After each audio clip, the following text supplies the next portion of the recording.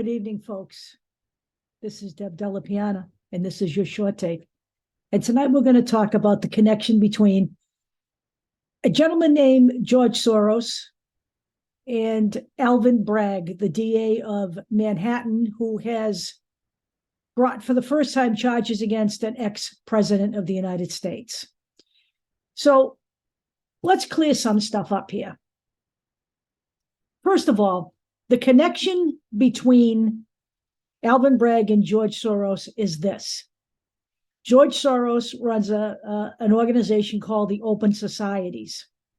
And his societies donated money to a group called Color of Change and to a group called the Color of Change PAC. And in turn, the group, the Color of Change, then took George Soros's money and they donated to Alvin Bragg's campaign, because one of George Soros's focuses since the 90s has been getting to people to rethink criminal justice in America and how it is meted out. Now, we could have a broader discussion about billionaires influencing politics if we want, but before we do that, we're going to have to understand something. We're going to have to do that on both sides of the aisle, and I will mention some of what the other side has used their money for later on in this video. But right now, let's talk about this, because George Soros and Alvin Bragg have never met. They've never even spoken on the phone. George Soros's group gave money to Color of Change. Color of Change then gave some of that money to Alvin Bragg's campaign to be elected to the district attorney's office in Manhattan. Some of it was also given to another progressive candidate elsewhere. That is the sum of the connection between George Soros and Alvin Bragg. So for them to disingenuously call Alvin Bragg Soros-backed, that's some level of truth in that. But George Soros didn't pay to have Donald Trump indicted. Alvin Bragg acted quite independently and within the full extent of the law in the state of New York. They have never even met. Why did they do this with George Soros? Well, they've been doing this with George Soros for a while, so I'll give you the straight skinny on exactly why they do what they do. First of all, he was born in Hungary, and he is a Holocaust survivor. He is Jewish. Are you getting my point yet? Because what they want you to believe is that because he is Jewish, because they are anti-Semites, and I'm talking specifically about comments that came from Donald Trump himself, Ron DeSantis, and Marjorie Taylor Greene, just to name a few. They want you to believe that because he's wealthy and he's Jewish, they control all of American politics. Just like, Marjorie Taylor Greene said that Jewish space lasers created the wildfires a few years ago. There is a level of anti-Semitism in this country that is on the rise, and I will give you all the statistics on that. There will be all of this information in the YouTube video, by the way. I will give you all the statistics on the rising anti-Semitism in America. It's disturbing. These are the same people who were at the January 6th insurrection with T-shirts on that said 6 million wasn't enough. We do have an anti-Semitism problem where we have somebody named Nicholas Fuentes openly calling for the death of Jewish people in America.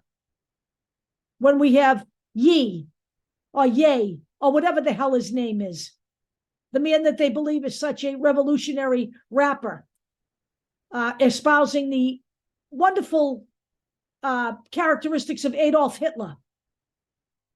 Hasn't the world had enough of this yet?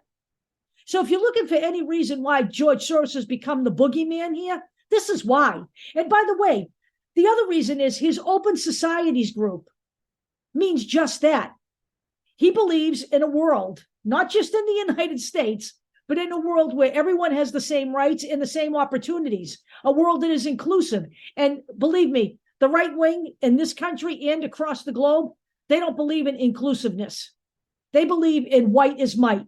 That is a living, breathing fact. If you cannot see that by now from everything you have seen everywhere, then you are seriously not paying attention, because it is right out there now in your face. Those things that have been hidden in the closet all of these years have been unleashed by the candidacy of Donald Trump here. Okay? They have been unleashed here by Donald Trump. He has normalized all of the dregs of American society, the deplorables. Hillary Clinton was absolutely correct about that. No one liked to hear that at the time, and maybe it did to some degree sink her chances, but she did speak the truth. So we're talking about a man who gives money in grants everywhere, from a few $1,000s to millions of dollars. Okay, he has given money to advance the cause of women in the Middle East. He has given money to advance the cause of women in the United States. The same way people donated to fund the wall. It's the same thing. The same way we had, although on quite a different scale, nothing that the Democrats have done or that the liberals have done approaches this. A man named Barry Sade, who left $1.6 billion to the Federalist Society so that they could literally stack the courts to the right. And that's exactly what they did. And they did that with the Supreme Court. And that is how Roe v. Wade was overturned. We have Peter Thiel, a billionaire who literally has bankrolled personally fascists to run for public office. People who don't believe that freedom and democracy can peacefully coexist. J.D. Vance is one of them. Okay? You know, this is exactly what we have. This is exactly what we have here. And for the right-wingers and the GOP to start ragging on Alvin Bragg and George Soros as if they know each other and there was some kind of quid pro quo for indicting Donald Trump is absolutely patently false. Absolutely false. None of that stands on any kind of reality or fact. But then again, when you're talking about the right wing here, including the GOP, they don't care about fact or reality. What they care about is how much they can poison the mind of the maggots that are out there. That's what they're doing. They're riling up their base. And they are trying to disrupt the legitimate prosecution of a criminal.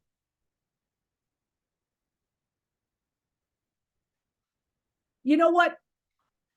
People who haven't understood this yet need to look into this a little bit more. Okay, we do an awful lot of research here. We spend an awful lot of time in front of the computer.